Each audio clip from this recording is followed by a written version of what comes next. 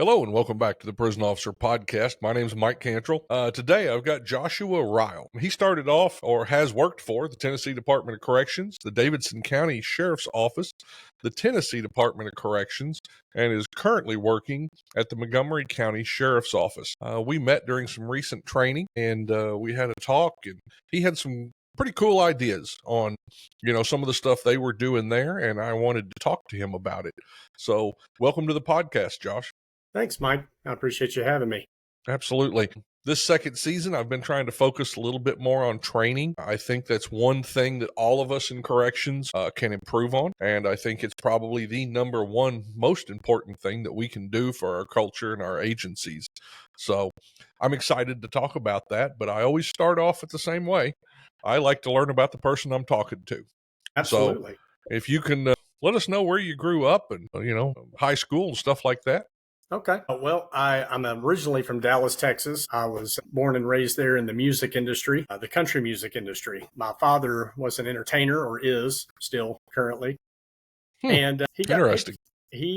Got picked up by Mel Tillis in the mid 80s. And that kind of just sent a roller coaster of events, of moves to Nashville, Tennessee, and so I moved to Nashville as a teenager, and I spent all my teenage years. I went to high school at McGavock High School. Also went to high school at Nashville Academy. Right. So long story short, I ended up, spending all my youth in Nashville. And one day he moved up to Clarksville, Tennessee, and he told me that if I ever came up here, I'd never leave it. And I'm thinking, now this is a city boy that grew up in Dallas and Nashville, and you're telling me to come to little Clarksville, Tennessee. Well, I moved out here, and I did. I came out, I fell in love with the place, and I've been here almost 20 years since. Great. So, but kind of what got me into this field, as far as that goes, is during my high school, during my senior year, I had my first child, my daughter, Hope. She's 27 now. Nice. And I left school. I was in a kind of a co-op program. So I was working 4 hours a day and then school 4 hours a day, getting high school credit for work credits. And I ended up leaving that year to go to work full time. And so I did. And at the time, I remember I was working for a Taco Bell. And I went to my boss and I said, I just left high school. I had 6 months to go, and I'm having a little girl and I need to go to work. And so he immediately bumped me to a shift manager. And so in 1998, I was a shift manager at Taco Bell, and my daughter came in to be. And what's funny is I did well in that field. I moved up, decided to change venues. So I went over to Captain D's as a senior assistant manager, and then Jack in the Box comes to town, and I knew everything there was to know about Jack in the Box because I'm from Dallas, Texas. So I go up there, interview with them, and they hired me, and I became part of a management team that opened 6 locations. And during that time, the vibe was on me. I remember growing up in high school, and I remember hearing things like, if you don't finish school, or if you don't succeed and graduate, it was never the fearful end of, well, you could end up, selling drugs, or you could end up doing these things. It was more focused on, you'll flip burgers at McDonald's, demeaning an honest living. Right. And, there was that stigma that went with it, and it kind of haunted me because I remember growing up with that. And so I had a friend of mine, I was 21, and I hadn't seen him since high school. And he rang my doorbell. And when I opened the door, his name was Ken Ford. He just recently passed away. But I owe him everything as far as this field goes, because he was standing on my doorstep in a Tennessee Department of Correction uniform. And he was working for Riverbend Maximum Security Prison. Okay. I just remember looking at him, and I thought, okay, wait a minute. How did you get this job? And how do I get into it? Because he looked like he had purpose. And that's what I feel like I was lacking at the time, Yeah, right. I took on the responsibility to raise a family, but I wasn't fulfilled. And so he gave me the process, and to give you an idea of how eager I was, back then you had to go down to Dedrick Avenue, downtown Nashville, and you had to test for the position. Yep. So I took the test, and they said, you did well, you passed. Now you're going to receive letters in the mail from prisons across the state, and they'll schedule interviews and things of that nature. I've always been one that lacked patience. And so I told him, I said, I don't have that kind of time. Where's your closest prison? And they were like, well, that's not usually how things are done. And I was like, well, nonetheless, where's it at? Mm-hmm. And so they told me about Cockrell Bend, and there were 3 prisons side by side, MTRC, Riverbend, and DeBerry. And so I just went to the first one. So I walked into checkpoint. There was a checkpoint officer. I asked to speak to anyone in their HR. I remember an older gentleman, retired military, His name was Jim Omnivet, lieutenant. And he came around, and I introduced myself, and I told him, what I was trying to do. And I think that he might have kind of been taken back by my how direct I was Boldness. being. Yeah, that was pretty bold to walk into a prison saying I need a job. Sure. Government jobs don't usually go down that way. But it was funny. He interviewed me, and you got to do the background check and everything before you take the test back then. And so I was literally on a bus to Tullahoma the very next week, where I went to the academy. They hired me, and I remember experiencing the structure of that. And when you grow up in the music world and your father's an entertainer, structure is something that I was lacking. I could see that. So I went in, I graduated their academy, and I remember walking into the facility, and this is at Middle Tennessee Correctional Complex. It was a reception center. So this is the first place people go when they come from the county jails. We classify them, and then, within the next 90 days, we'll ship them off to time-building facilities.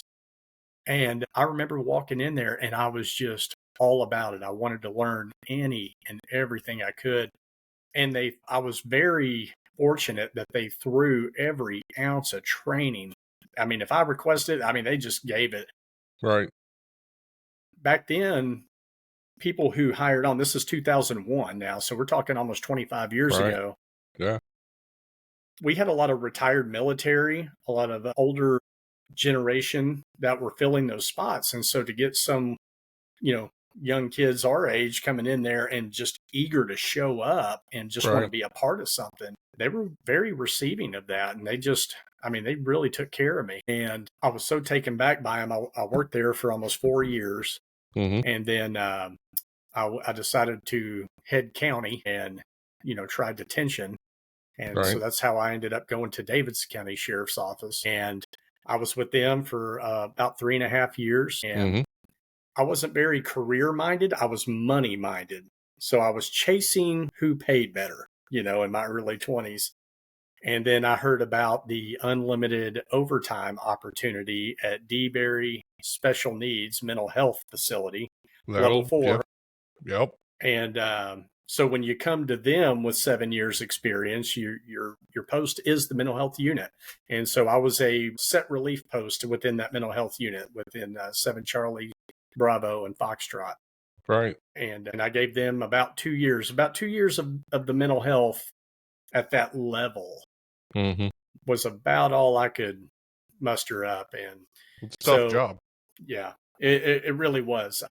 That was of any chapter of my life, that was probably the most beneficial 2 years of my future going forward and dealing with mental health inmates. And, kind of being able to decipher the difference between disciplinary and mental health crisis. Right. And so in 2010, I put in to apply at Montgomery County, and they picked me up. I remember speaking to the individual that interviewed me, and, he mentioned that they were on the same retirement as Nashville at TDOC. And I said, if you give me an opportunity, I'll never leave. And here we are all these years later. May of next year, I'll have been in corrections for 25 years. Nice. And so, nice. So yeah, I've been with Montgomery County now 16 years. Yeah. So did you start with Montgomery County as an officer? Or? I did. I started out as a deputy. I was promoted to FTO Within the first 2 years, back when it was initially a separate rank. Then I promoted up to corporal a year after that. I was corporal for multiple years before I ended up taking a transfer. My kids were getting older and I wanted to kind of be on some normal hours. I've been working nights and swing shift, Sure. since 2001. Yeah. So I decided to give the courts a try, and I went and worked courts for almost 2 years. And during all that time, I've been adjunct training, so as an extra to fill in, and I've done that since about 2000. And an opportunity came to promote up into full time, Mm-hmm.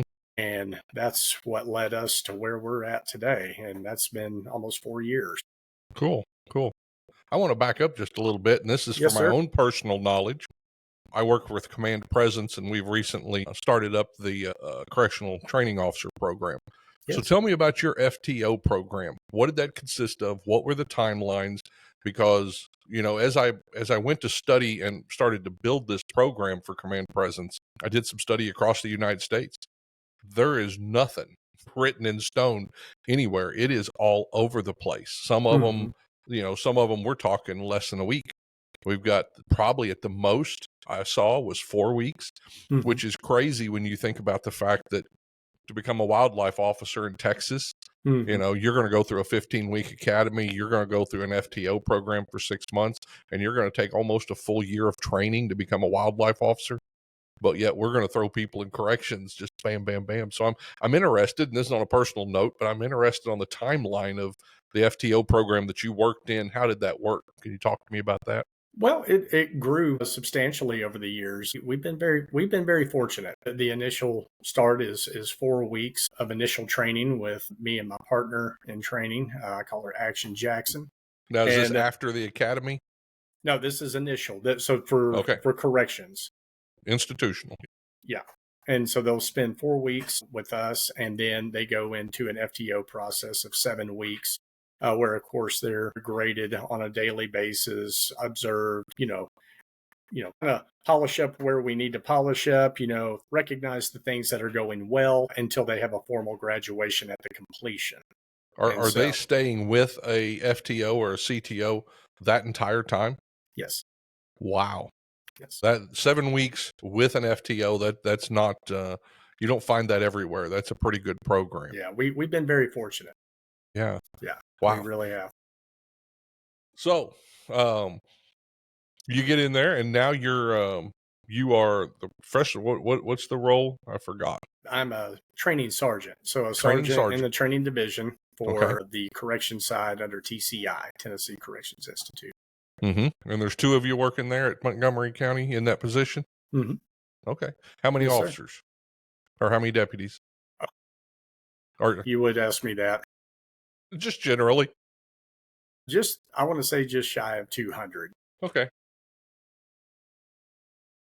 And that's figurative. That's more of a guess because I have not looked at the count yet or Sure. lately, but that's Sure. about average. Right. So yeah. So tell me about the training program. What all do you guys do for Montgomery County? Well, we do everything from firearms to defensive tactics to emergency response, law, of course the ins and outs of our policy and procedure Mm-hmm. and things of that nature, de-escalation, just all the big topics that we do. And then when I came into the position, that's kind of led us to where we're at. I remember I got promoted on a Friday, Mm-hmm. and my partner came up and showed me my work area. And I thought, man, what a nice work area. And it was all so neat and, presentable. And then I went over and looked at her work area and I said, what's all that? She said, that's your workload. And I was like, okay, what have I done? Mm. Welcome to the world of training. But she had mentioned, she said that she had been carrying the load of two of us, waiting for the process, the selection process for someone to come in and give her a hand. And she said, I am under a deadline and I need a class for in service. And I said, okay. And she said, I need it by Monday. And I said, Jax, it's Friday. She's like, yeah, I'm gonna give you a laptop. And I said, okay, how long do we need? And she said, 2, 3 hours. And I said, wait a minute, you want me to come up with a training worth its salt Mhm. that that are going to keep people focused and interactive in 2 days, but 3 hours of material? And she's like, yeah. I was like, okay. And she goes, the good news is subject matter of your choosing. Right. And then I thought, okay. So I have always been someone that what really, I don't know, you have some people that are defensive tactics nerds, you have people that are book nerds. I am a human behavior nerd. What just blows my mind, I love to study why we behave the way we do, Hmm. specifically in our field, because there are reasons why. Okay. And a lot Yep. of times we don't want to we don't look at the reasons why. And so I decided to start digging. And so I did. Went home, I worked on my own time at my house. And I mean, it was hours and hours just to get enough to get through Monday, because I knew it was going to grow bigger and Hmm. bigger. And so I started focusing on common problems and corrections in general, not agency specific, because no matter what agency I've ever worked for, we have some very commonalities in corrections culture across the board. It didn't matter whether I was working at the state prison or for any county facility. There were behaviors amongst, as far as ourselves, that we start to develop over time that kind of feed this end time statistic of officer wellness and things of that nature. So give me specific examples. Okay. So I remember multiple times I've been to several wellness trainings over the years, and the statistics that plague the corrections field: divorce, Hmm. suicide, alcoholism, drug addiction. We die early. When we retire, I think the last statistic I read was less than 5 years after retirement. Hmm. These are things that I've always wondered why, what feeds that. And of course, over time, as I've worked in the field, I know that the high stress, high speed, low drag, constant moving, constant interaction with the inmate population, and not to mention fellow staff members too. There are things that we pick up along the way that we don't even know is happening. And my whole approach to that was, well, what if we could take a proactive approach? Why not? Corrections historically has been a very reactive field. When things happen, we react, we change I'd say it still policy, is. we change training. Absolutely. But there's also some areas that we could be more proactive. And so I wanted to focus on the first part of the training. It was the initial, this was all it was ever going to be, was I wanted to focus on workplace toxicity. Okay. And what were some of So the things that tell me feed what into that that? means. Tell me what we're talking about here. So, for example, when you look at the statistics of officer wellness and you see all of those topics that I just threw out Mhm. during early training, these were kind of synonymous with people who had spent a lifetime in corrections, and this was our end result. Things Okay. to be aware of, things to watch out for. Okay, but whenever you start to ask the questions of, well, what feeds that, and you start talking about the high stress or maybe some of the trauma that we've interacted in along the way, well, what does that say for the 1 to 5 year employee we're seeing these statistics on, and they're not at the end of their career? Right. 5 years ago, they come into our line of work and they can't wait to put your uniform on. They're so excited. And now all of a sudden, we're seeing wellness issues. We're seeing divorce. We're seeing alcoholism. We're seeing these things happen at a much faster rate. And that was kind of what fed the prequel to the training. So, but those same things that feed that were the same things that start to change how we interact with each other. So, for example, some of the things that I went into were, from the moment that we come into this field, things start happening, things start changing. And in the beginning, you look at it and it's the things that are changing in us that make us really good in our field. We start to develop things like an investigative mindset, what it means to be security minded, to be aware of your surroundings, having that situational awareness. These are all great things that Not make you just really awareness, good. it becomes hypervigilance. Absolutely. Yeah. Okay. So when you look at that and you think of these things that when you're constantly dealing with your inmate population and you're constantly trying to get to the bottom of whatever it is you're dealing with that day, whether it be, fights, floods, or just daily manipulation, when you leave the world that you've lived in your entire life, for the most part, it's trustworthy until given a reason not to. But then you enter a world that's 100% manipulation and you start to pick up some different characteristics. And what I've noticed is those things that make us really great at that, they start to become part of our DNA as we continue on in our career. And then we start using those same concepts to deal with each other. Right. Now, that can be a problem, okay? Especially then, because if this is the same process that you're interacting with colleagues, now your inmate population, your colleagues who you are spending more time with than your family, do you not think that these same things are going to go home and now you're going to interact with family the same way? Right. So, for example, some of the things, just the common things that we kind of laugh about as far as behaviors go in corrections, when you have to deal and live in that investigative mindset 100% of your workday, what it does is it starts to train you to assume the worst in the person that you're dealing with, whether it be staff, inmate, family, doesn't matter. And it's a habit that's hard to break because you don't even know what's happening. And so, for example, when somebody calls out sick on you as a supervisor, the first thing out of most people's minds that have spent a lifetime in this career isn't, well, I hope they feel better. It's they just didn't want to come to work, assuming Right. the worst. Right. For example, it kind of strays our priorities. I used to ask this question to people as I've taught this class across other counties and other places. And I always ask the question when it comes to priority, just to kind of show how that assumption changes for the worst. I said, if I'm your colleague and something is happening that is life threatening and you have to get to me to save my life, how many of you are going to do it? And Mike, I'll get 100% hands in the air. Yeah, we got you, brother. And you know why? Because that's what we do. That's when we perform at our best. Okay. Well, then I say, okay, so now let's flip the script just a little bit. Now you're my relieving shift and I didn't get all my showers and my rec done. And now you got to pick up my slack. God help me.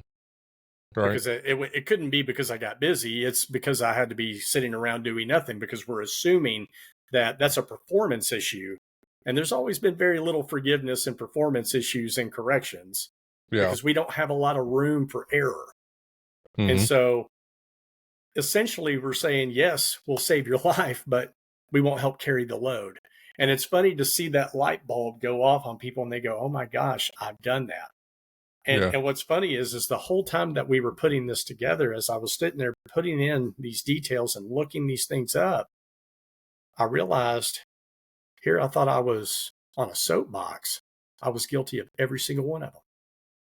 And then it just intrigued me even more. I wanted to know, well, where does that come from? How does that start? So it was funny. The first time I taught it, I remember, it's hard. You can go teach in another area and the interaction is very different than when you teach at home because your colleagues have seen you at your worst. They've seen you have those bad days. And now here we are talking about how to address, a workplace toxicity and how to not let it overcome all facets of your life. And I remember I got up there in front of these folks and I was looking around the room and I thought, this is going to be a tough one, because there's a lot of positivity in it. But instead of tackling individuals, it was more of just tackling the behaviors and showing where they come from. and then Right. how to change them, how to pivot and move into something a little more healthy. Mm-hmm. And I got done with that class. We taught for almost 3 hours. And I remember having colleagues that had been in double digits come up to me and they said, "Why have I been in this line of work this long?" And that's the first time I've ever heard that discussed. Right. And the response was, I needed to hear that Yeah.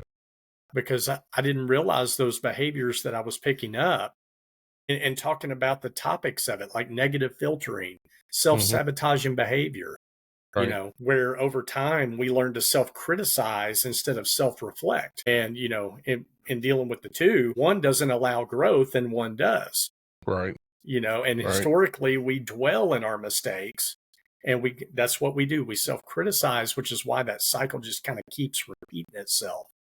And Mm-hmm. so after getting that initial response, I knew, especially from some of the individuals that I got it from, I knew I was on to something that was for the good of our culture. And that was the goal, was to just show a different perspective on corrections culture and show people that our culture is controlled by ourselves. Right. Now, I may not be able to change you as an individual, but I know somebody inspired me to make You- change in myself. And if I can do the same and inspire that want, that need to make a change, to bring a little more positivity to what you do for a living, because I think that one of the most important things to teach people in this field, if you want to teach people to take pride in the purpose that they serve, they got to know why they matter in the first place. Mm-hmm. And I can't tell you how many times when I started early in my career, Mike, I used to hear people tell me all the time, "Well, you're not the real police." Right. Well, telling me that doesn't help me grow better in my field. You know, So, so, so where is that coming from? Is that a lack of training?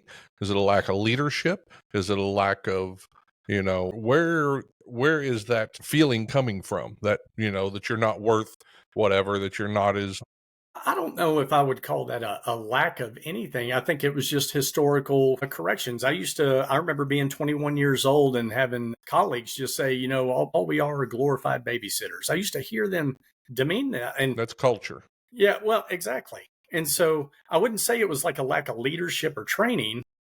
I think it was just common culture. And I heard those things at every area of my career. And what's funny is my response anytime I ever heard that, I said, regardless of your faith, we can agree that we get a good go around at this. This is the road that we chose. This is what we chose to do with it. And I just can't fathom doing something at a mediocre level without all my passion and all my drive. It's my one go around. I know I have to believe that every one of us have some purpose more than just thinking that you just go to work every day and punch a clock. Yeah. But I'm going to have to, I guess I'm going to have to push back a little bit on this because I absolutely think it's leadership. If Yeah. your employees won't have that if they feel valued. Now, whether that's supervisory or whether that's administration, but being a servant leader, letting people know that you care, letting Mhm. people know that they're worth something, that comes from the top down, and the opposite also comes from the top down. I worked for a warden very early on at Springfield, Missouri, and I have never met anybody that hated line staff as bad as he did. And his leadership oozed into that institution to the point that the only thing that the inmates and officers had in common was that they hated that man. Yeah.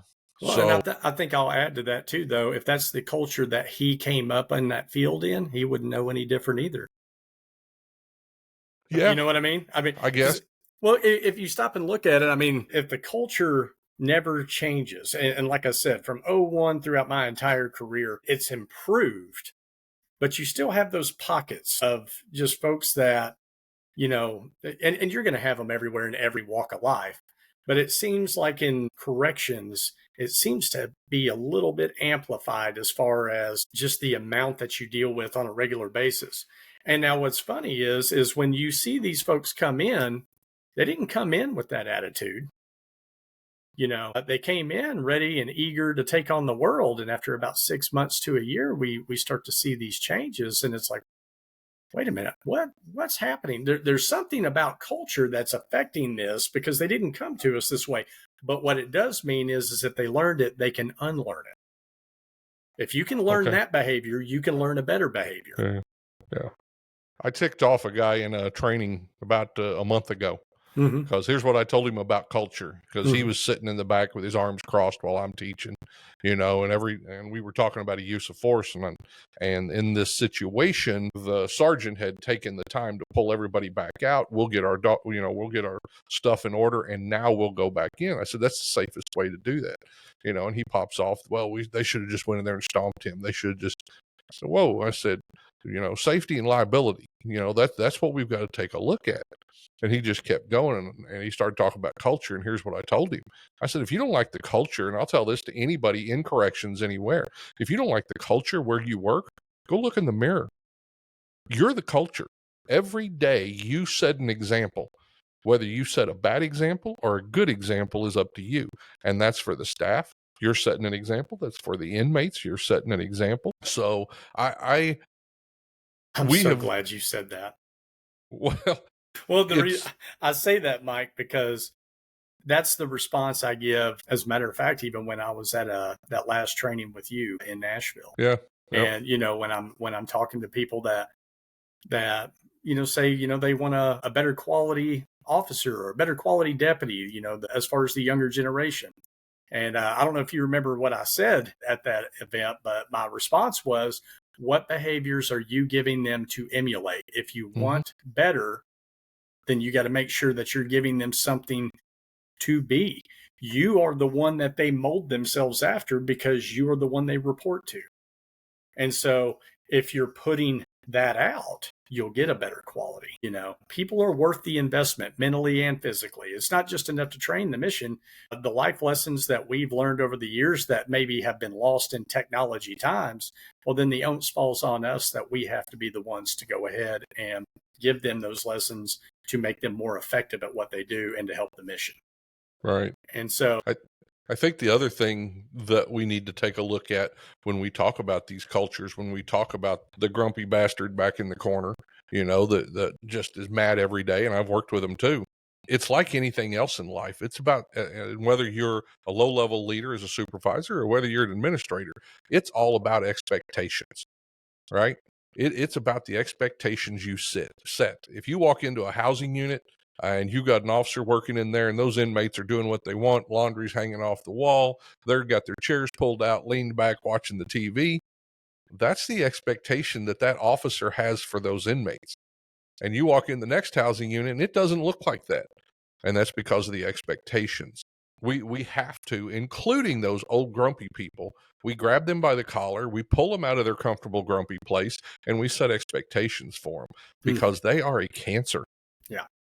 They are a cancer in your agency. Well, and the thing is not, they're not just a cancer in the agency. I mean, yes, they will feed all of your problems, whether it becomes to, keep, maintaining a low level of retention, or, trying to increase morale. I mean, yes, you will have those that bring it down, but what people don't realize is the amount of power these individuals have, because as they start to infect your staff, your staff are now carrying all of that home, and now it's infecting their families. You said that stress, that constant workplace stress. And some of the ways that I tackled that was one individual behavior. The first one that I spoke about in the training was negative filtering. And, of course, there's a lot of ways you can go with negative filtering. And so I gave an example. I said, how many of you have ever been to a meeting where some change or some new laws have changed, or whether we got to pivot, change our policy, whatever we got to do? Sure. And that meeting was the most professional meeting I ever sat through. I mean, it was just put out. This is what we got to do. This is how we're going to do it. I'm depending on you to make this happen and to present this to the next level down. And I remember going to briefings, and this is for over the years, and I would have that delivery completely change from what it was because it was stained with opinion because they didn't want to change. And so then they just spewed it to the staff and it contaminated all of them. And then they were curious as to why it wasn't received well. You're talking about the person who comes up and we've got to implement change, and they say, I don't want this either, but this is what central office or this is what whoever has said we have to do. Right. And so by doing that, what you've done is you've established a line between your staff and your admin. And that's not okay. That's not how it was presented to you, but because you've put the opinion on it, and now your people who are a product of you see that it's not well received by you, so therefore it's not well received by them. Now that behavior is going to process into the next one, which is self-sabotaging behavior. And so when you look at the word sabotage versus self-sabotage, there is one big word that is not in self-sabotage, and that is my intent. See, if I set out to sabotage you, Mike, I'm setting out to make you look bad, probably essentially to make me look good. Okay? Right. Self-sabotage, which is common terms in the world of addiction, alcoholism, drug addiction, whatever your addiction. Okay. Well, this can also plague you in the workplace. So, for example, you take in that negative opinion and that message that was given to you to be passed to the line staff in the same manner and same intent that it was intended, you've now stained that. And so now that it's not well received, they're purposely going against the grain. They're purposely dragging their feet. They're purposely trying to make it fail. And then that's a reflection of who? The guy who had the negative filter. Who did I sabotage? Myself. But I don't realize I'm doing it because I think that I'm just making my point, or I'm so many times I hear in my people. Well, backing your people with negativity isn't really backing them. Right. You're not giving them an example to follow through on. Where if or leaning into them. I mean, if you've got to bring bad news, if you've got to bring change, if you've got to do that kind of stuff, you don't do it from this top down with a hammer.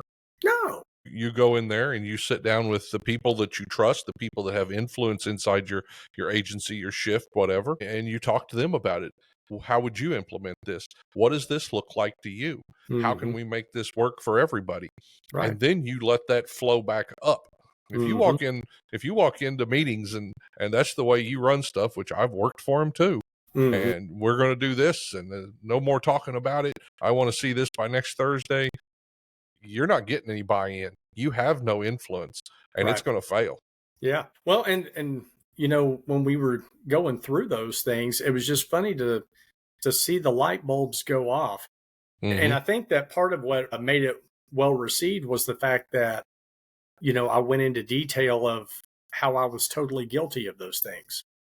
How this was not a matter of me just saying where everybody else is making these mistakes. I made these mistakes, and I was able to self-reflect and kind of change my thinking process and not assume the worst in others. Because that's the other thing where the sabotage comes in, is you're feeding that behavior of the assumption of the worst in people. So, for example, by saying, well, it's because these folks said so, not given the real, it could be the TCA changed. It could be that, you know, the law says we can't do this anymore. We didn't want to say that. We want to put it off on an individual. Well, now all I'm doing is feeding that culture of, now they are assuming that this change is happening and it's personal, not professional. Right. And that's where that negative filtering, that's the form of cancer that toxic people spread constantly. And misery tends to love company. So that's why it grows at such a rapid rate. Right. Looking at the science behind it, it doesn't help that we are already predispositioned to lean towards the negative anyway. In some of our other trainings, when we start talking about, we do a de-escalation course that we adopted. And when you start talking about gaining and draining feelings, things that build you up and things that bring you at your lowest, it's amazing to see when people write out a whole list of those, about 98% of the time when you ask them, how many of you have more draining than gaining? And they're all raising their hand.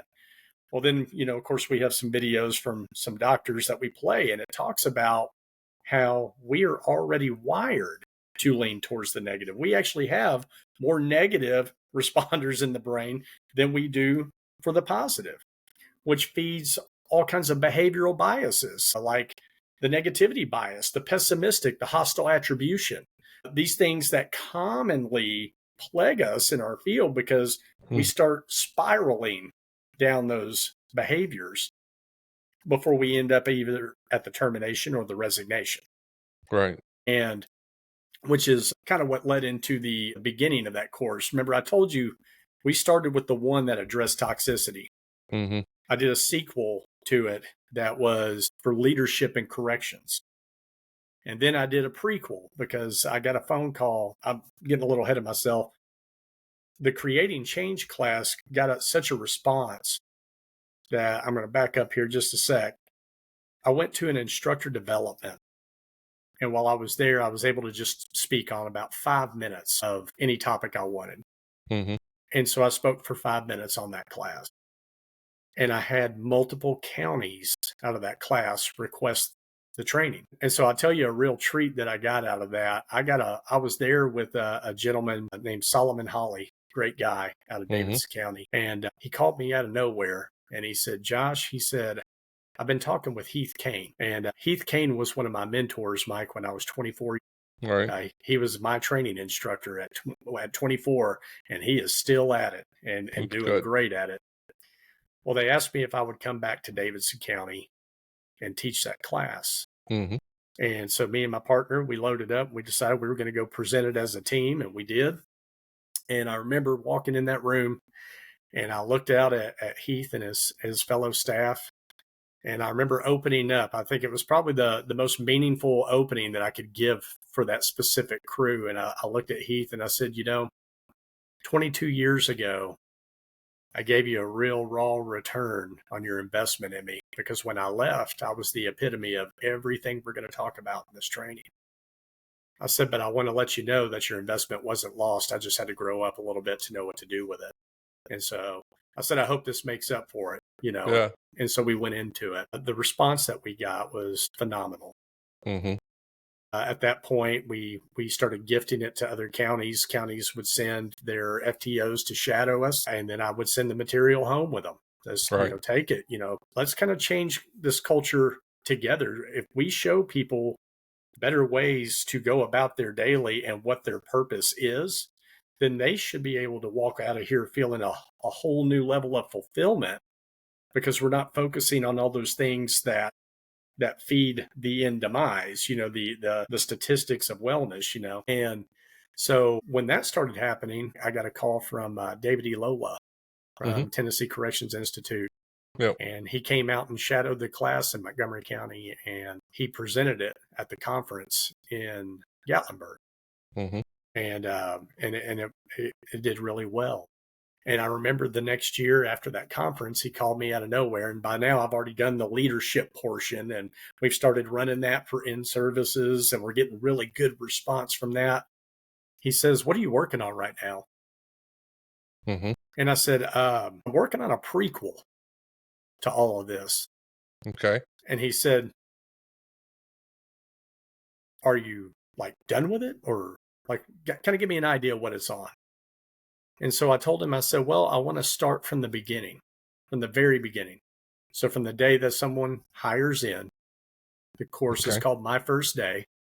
And that's the first section of this training going forward. And it focuses on the science as far as the breakdown of the brain, how, for example, the neocortex, the frontal lobe of the brain, which is what's in control of all your level of understanding and rationale and able to really interpret what's going on. You've got that section, then you've got your next section down, which is in charge of your emotions, your limbic system, where, they say, once you take a drink of alcohol, you can no longer think with that understanding portion of your brain.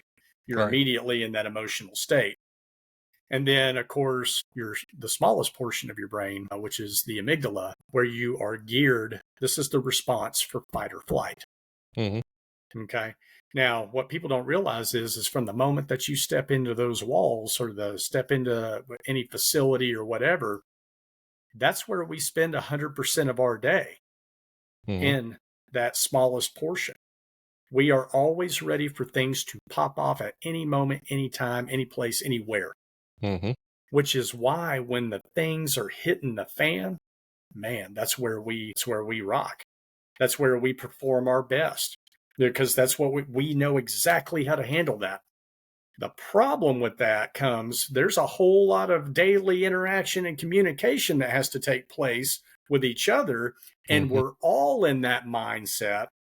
And so our normal interaction can tend to come off very offensive and very transactional Mm-hmm. because you are in that state of mind where it's all business and we don't have time to focus in on the intent behind a colleague's actions or whatever. We just Okay. assume it's the worst. For example, Right. and I always use this as a joke, for any of us who've ever worked any kind of control room, they're all the same. They're busy, especially at shift change. Let that phone ring during shift change. Mm-hmm. You'll hear them answer. It's like, what do you want? Just that immediate off interaction that they would have never responded that way any other time. And I use that one just as an example. But knowing that, so now let's add a little portion to that. If we know that this is where we're thinking 100% of the time, let's start looking at the breakdown of communication. So when you look at the breakdown model of communication, about 58% of our communication is received successfully through body language, okay, and interaction. All right. Then 37% is your voice and your tone because you can tell my intent behind what I'm saying. Mm-hmm. But 7% is the words at face value. So now you look at the times as they've changed. How do we communicate across Mm-hmm. society? Right. Email, text, Instagram, social media. This is how we interact. So the problem with that is that 7% success rate is now based on the mood of the reader. Mm-hmm. So now think essentially if you send out an email to, and I'll just say 50 people, you got 50 staff members, and they're all in that facility and they're rocking and rolling, doing their normal daily routine, and they're constantly in that state of fight or flight. Right. Is it not understandable to see how they would misinterpret the intent behind an email when they're all reading it from that state of mind? No wonder we're getting all these different interpretations of it. And then you have arguments. Now, don't get me wrong, we're not going to be able to get rid of email and all these things that make Right. communication easier or at least more efficient in the level of how many people you can cover at one time. Mm-hmm. But it does mean that we have to make sure that the people that we task to translate that into the intended message that it is are Right. doing it without that negative filter. Because when you know you're sending that in, we want to make sure that it's interpreted in the way it's intended. Mm-hmm. And so it's funny because, emojis have ruined us. I mean, I remember a time where I sent out an email and I was like, hey, I'm coming to pick this up on this day at this time. Please have everything buttoned up, ready to go. And I was getting phone calls going, man, why are you yelling at me over this thing? And I Mm-hmm. wasn't even typing in all caps. Right. So now I have to have fun with it. It's like, hey, this is not an Nastygram. Yeah. LOL. Hope you're having a great day. Hey, just to let you know, while I'm making my rounds through, I'm going to come by. I need to pick these up. I got a deadline I got to meet, whatever. I hope you have a great rest of your day. Y'all are doing great. You have to add that additional in to mentally disarm the reader because they are in that mode of business. And it's not that they assume that what you're saying is bad, it's that they don't really have a choice in the matter. They're focused on the mission, and this is something that's taken their mind off of that. And so we immediately beeline to deal with that as short, sweet as possible that we can, and then back to the mission. Yeah. Yeah. That can be a problem in your daily interaction with folks. Yeah. And so while I was talking to him about that, he said, would you be willing to teach at a conference? And so Jack, we collabed on this one. We sat down and we put in the work, and we started talking about those behavioral biases that people pick up. And the reason we went through that, focusing more on the behavioral, not so much the physical. A lot of time, whenever you ask the question in a classroom about biases and you ask, a lot of times the class will lean on the physical. They'll talk about age, race, sex, all of those topics that are biases that people have, where I'm focusing more on behavioral. So when you ask that initially, they're kind of like, you kind of get crickets. And so then you start talking about like the negativity bias, as I mentioned earlier, or the pessimistic, the hostile attribution. And so when you talk about the negativity bias, one, it's so easy to fall into that, especially at the age that you are able to hire in at corrections. So for example, most corrections facilities that I've seen that don't carry a commission status hire in at 18. For those that do carry a commission status, it's 21. Well, when you start asking people when they think that they develop their biases, a lot of the feedback I've gotten over the years is, well, during our childhood. And they're not wrong. You do. You develop a lot of your biases based on how you were raised, who you were raised by, all these things. But when it comes to the behavioral side, it's a little bit different.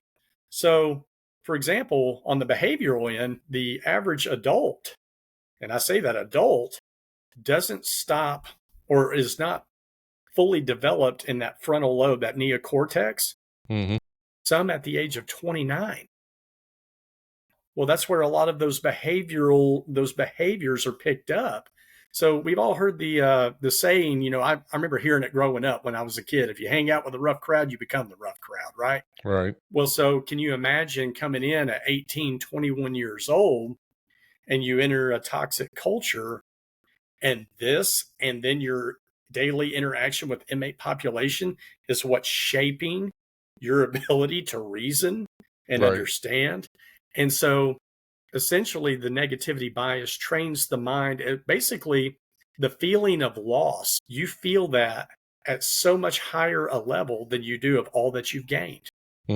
So essentially, like I give a visual, it's like it's got this guy with this wheelbarrow and it's full to the rim of all these things that he has in this wheelbarrow. And then he looks over and he sees the one thing on the other side that he doesn't have, and it makes him mad. And we joke on the gun range because I tell all my officers, I'm like, I see it every time you get out there. You'll have a grouping this big and one round will be down here. And man, they're so frustrated with that one round because they didn't pull that one into the rest. And so if you're a new officer and you feel like you're in this toxic culture, what's some of the stuff you can do? I mean, how do they avoid this? So one, the training initially is that of what it is. It is a red flag training. These are behaviors now that we've talked about, we've discussed. So one is now you know how to recognize it. The whole point of that was, I remember years ago, and I asked this even at a facility I worked at before, I used to ask them, when you hire people in, what are you telling them? And they're like, well, we tell them all the things that they can accomplish with hard work and, make sure they show up on time, be ready to just take on anything, be a solution to your supervisor's problems. I'm like, okay, that's awesome. But what are you telling them about the daily interaction? And it's, well, we didn't want to run them off. And I'm like, so they feel like they're lied to. So let's be transparent about it. Hey, this is what you're signing on for. And these are the behaviors that can either make or break you. Let's talk about the ones that break. And then if you start to find yourself spiraling, here's some ways that you can actually get yourself on the right track. And that's what are some of those ways? I mean, well, one initially is to first let them know, surround yourself with people that are for you. Sure. Okay. People who feed advice with things that end success are not people who are for you. Right. People who remind you of why you matter and what the end result of your goal is and how you'll never meet it because nobody ever won anything throwing in the towel. That's step one. Step two, if you start falling into this, and it usually starts to happen when we start to make mistakes, or maybe we get ourselves in a little bit of trouble. Maybe we did something, maybe we cut some corners somewhere we shouldn't have, and now they're having to, reprimand me or verbal counsel, all of those things that kind of come with this. Okay. instead of sitting there and self-criticizing, and we go over in depth of self-criticism and why that is the common mindset of corrections, we then show them a path of how to self-reflect, of how to actually look at what your part of this issue was. And instead of just making this, because I never think that disciplinary action should be a point of discipline. I think it should be a point of education.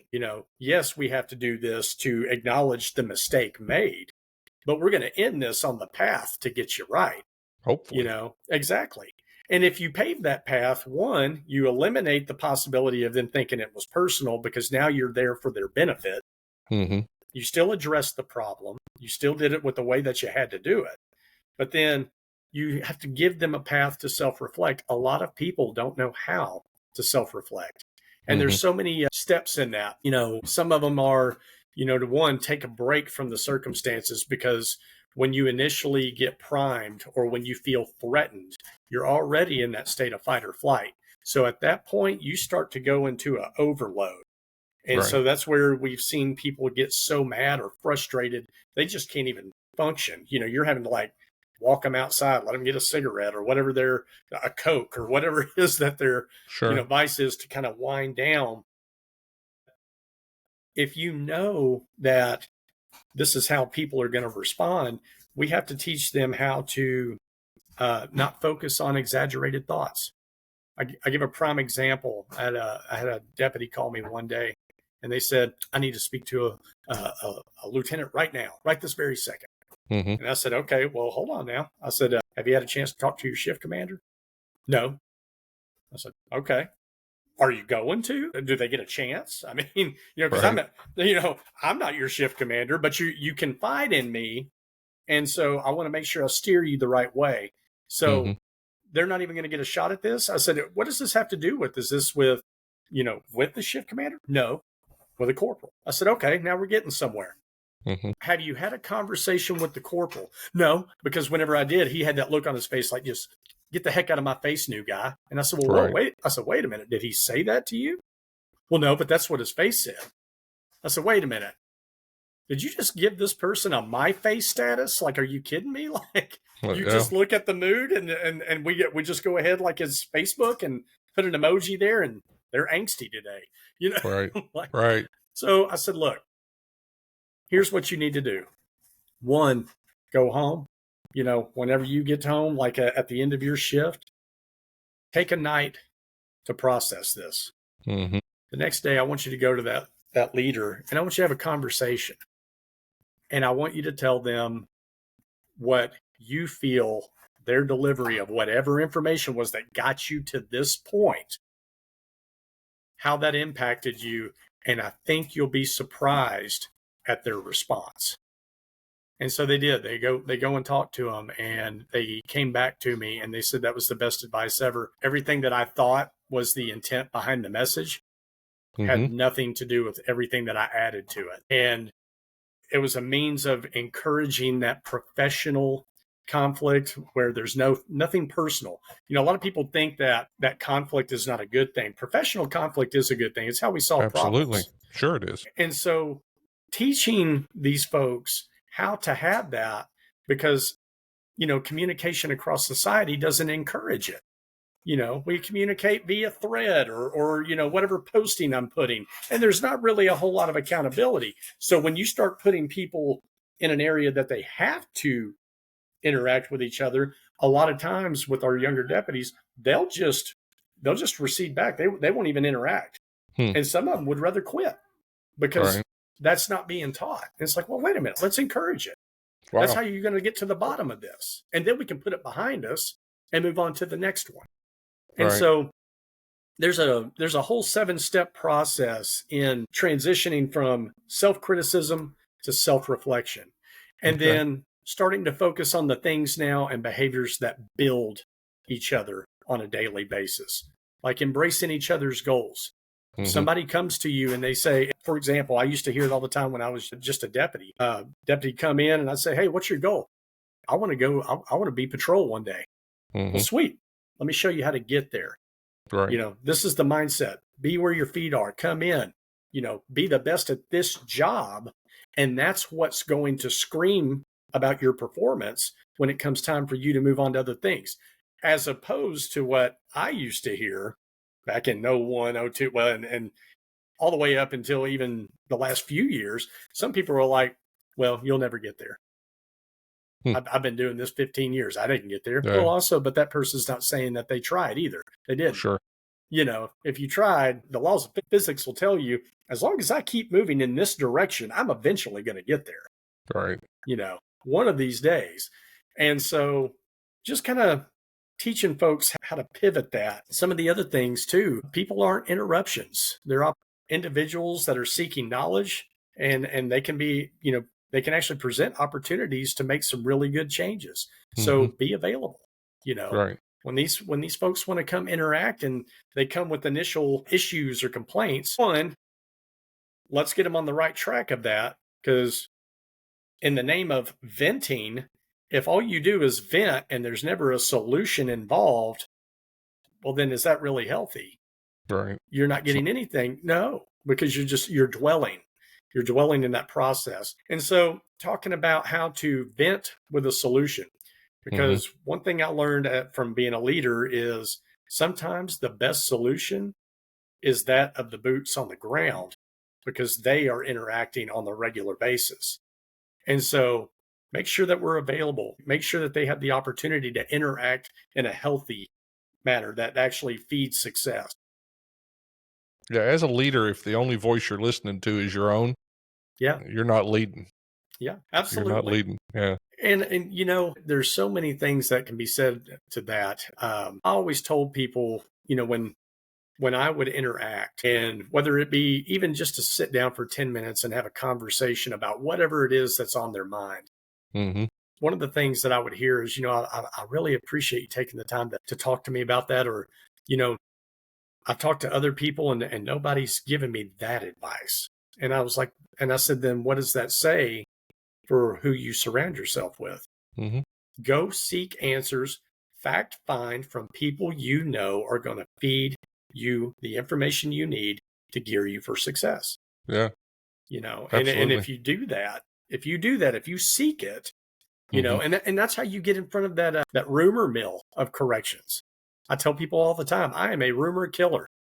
Right. You hear something that sounds conspiracy theorish because now they're crossing over into that hostile attribution bias.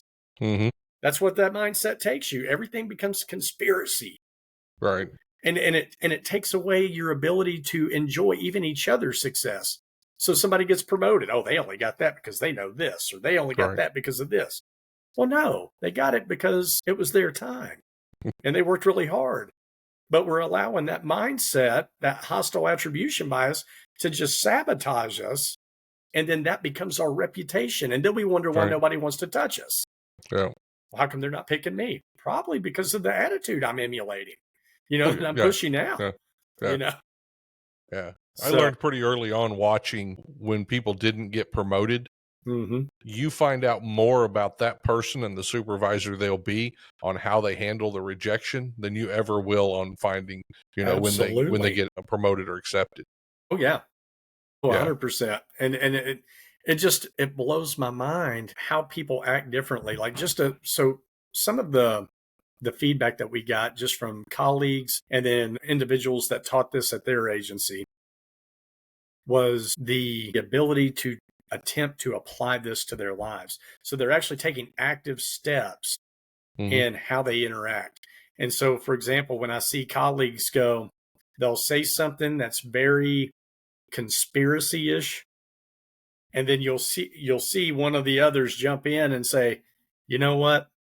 I don't think when that person woke up this morning and made that policy change, I don't think while they were eating their eggs and bacon this morning that they said, oh, they can't wait to tick you off with this policy change. I think that's, and you know what, and to see them go, my gosh, like you catch yourself and you start to make those active changes. And that's good culture. Yeah, absolutely. That's good culture to see that kind of stuff happening. And so I had a old colleague of mine, Josh Barber, loved him to death. Me and Josh worked together at the prison 22 years ago. And, he now works for another agency, but he came and took that training to his agency. He came down to Montgomery and sat through it. He loved it, took it back, and then he shot me a message not too long ago that said that went down as the favorite course of that year's Good. in service, Good. and that they really received it. And I knew if anybody could really sell it, he's got the ability to just really interact well. And So tell me what's going on with the training now. I know you've kind of broadened its scope recently, so tell me about that. yes, so it got a lot of exposure. And so I had the recent, well, I won't say recent now because it's been quite a bit of time, but I guess about a year ago, I interacted with a company called Arc Tactical. I went to one of their trainings at another agency. It was a de-escalation course, and it was phenomenal. A week-long de-escalation specific for corrections. Was it Tim? It was Tim and Ian. Or Ian? Yep. Yeah. Yep. And We had so, Tim on here, episode 105. okay. Yeah, he was on the podcast here with Arc Tactical. So, Okay. yeah, great instructor. So I tell you, I was blown away at their ability to interact. You know, a lot of folks that we get hyped up on all that physical training, where me, de-escalation falls right down that behavior category that I really, really just enjoy. And I was so blown away at their professionalism and how they interacted. I thought, you know what? You know, I want to see some of the other courses they had to offer. And so I did. I looked at them, and we ended up having an event where I got to interact with Tim a little more, and his colleague, his director of operations for the West Coast, Tim Higgins. And there was just a real click there. I got to kind of sit and brainstorm with him, and I was telling him about this training, and he was just really into it. Of course, you know, we had a lot of time that we were able to kind of discuss that. We had a Zoom over it. We discussed it in detail. I sent him a full-blown synopsis on it, full lesson plan breakdown, because it includes tabletop exercises. It gets people interacting with each other. You want those generations communicating. And we're also doing it. There are very many times that it's quite humorous because we love to laugh at our own behaviors. But to see them interact that well, and he said, you know, I love this course. And he asked me what I thought. He said, how would you like to launch this? And we'll send it across the country. And I said, Tim, I said, nothing would make me happier in the world. My goal out of this is I want young people coming into this field and people that are in, because that's the beautiful thing about the training, is it addresses new, existing leadership.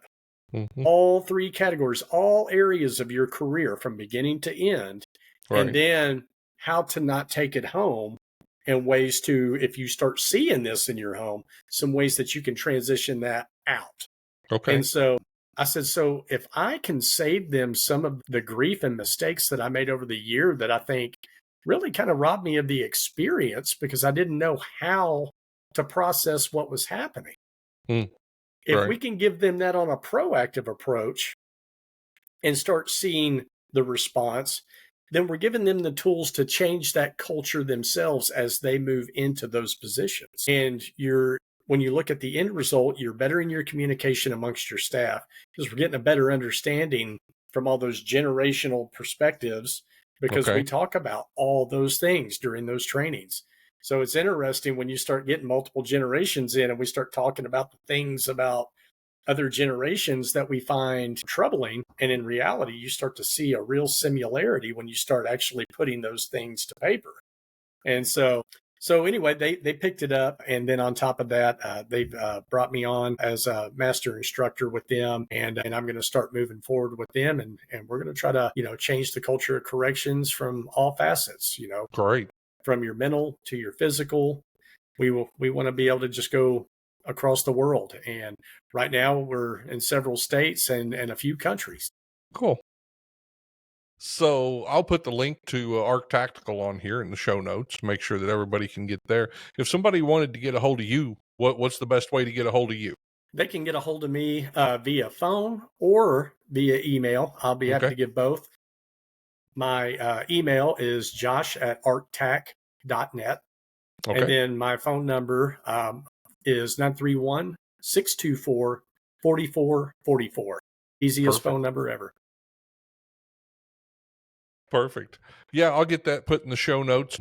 If you were going to recommend a book, if you could think of a book out there that somebody needed to read that might give them heads up on some of this, have you got one right off the top of your head?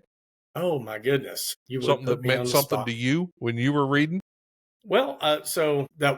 There was one recently that I've read. We've been really focused on leadership, Mm-hmm. and there's some books out there, but there was one that I didn't think that I would care for until I read it, and then I realized, wait a minute, that's actually that's a really good book as far as for the foundations of leadership. And so, The Five Dysfunctions of a Team. That was Great one. that was a great book. I really enjoyed the read. That was the last book that I read about 2 months ago. Right. So that was a really good one as far as team building and Sure. Sure. how to go about And that. and he writes, all of his books are written, and I can't think of his name right now. I'll put it in the show notes, but Mhm. all of his books are written from like the point of view of a story Yes, to lead you through. So it's kind of interesting. It's not just reading and regurgitating. It's actually a story that has a moral or a purpose, yes. as you get through it. So Well, and I enjoyed the fact too that in dealing with that team that they were trying to build and reshape, there was every type of employee on that team, and right, just the ways that they dealt and interacted with each individual, and every one of them was handled differently, which really, the fact it wasn't a mass dealing with. So, for right. example, they were dealing with this one individual. Everybody didn't feel that blowback. That was an immediate correction on this individual away from everybody else, and they were solving problems. And Yeah. I really enjoyed that. I thought that was Cool. a great read. I'll get that book put in there if anybody wants to take a look and link that. Well, thanks, Josh. Thanks for stopping by the Prison Officer Podcast. I appreciate it. It's good conversation. Absolutely, Mike. I appreciate you having me. Thank you Yeah, so much. anytime. I will talk at you later, and have a great night. All right, brother. You too.